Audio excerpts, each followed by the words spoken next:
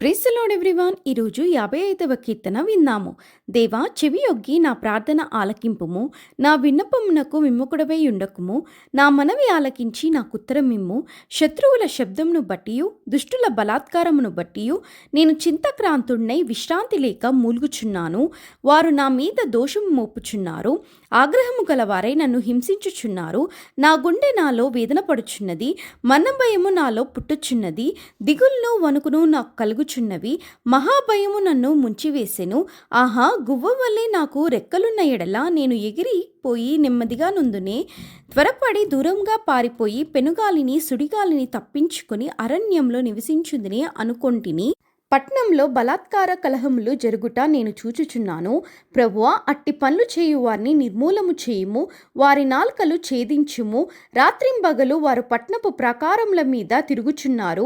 పాపమును చెడుతనమును దానిలో జరుగుచున్నవి, దాని మధ్యను నాశనక్రియలు జరుగుచున్నవి. వంచనయు కపటమును దాని అంగడి వీధులలో మానక జరుగుచున్నవి. నన్ను దూషించువాడు శత్రువు కాడు, శత్రువు అయిన ఎడల నేను దాన్ని సహింపవచ్చును. నా మీద మీటపడువాడు నా యందు పగపట్టినవాడు కాడు, అట్టివాడైతే నేను దాగి ఉండవచ్చును. ఈ పని చేసిన నీవు నా సహకారివి, నా చెలికాడవు, నా పరిచయుడవు.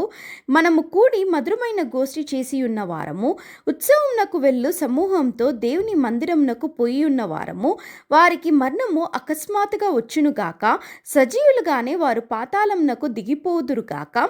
చెడుతనము వారి నివాసములలోను వారి అంతరంగమునందును ఉన్నది. అయితే నేను దేవునికి మొరపెట్టుకొందును, ఆయన నన్ను రక్షించును. సాయంకాలమున ఉదయమున మధ్యాహ్నమున నేను ధ్యానించుచు మొరపెట్టుకొందును. ఆయన నా ప్రార్థనను ఆలకించును.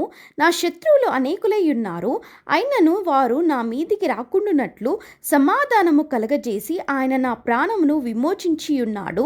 పురాతన కాలము మొదలుకొని ఆసీనుడగు దేవుడు మారు మనసు లేని వారై తనకు భయపడని వారికి ఉత్తరమిచ్చును. తమతో సమాధానంగా నున్న వారికి వారు బలాత్కారము చేయుదురు, తాము చేసిన నిబంధన నతిక్రమింతురు. వారి నోటి మాటలు వెన్నవలే మృదువుగానున్నవి, అయితే వారి హృదయంలో కలహమున్నది. వారి మాటలు చమురు కంటే నునిపైనవి, అయితే అవి వరతీసిన కత్తులే.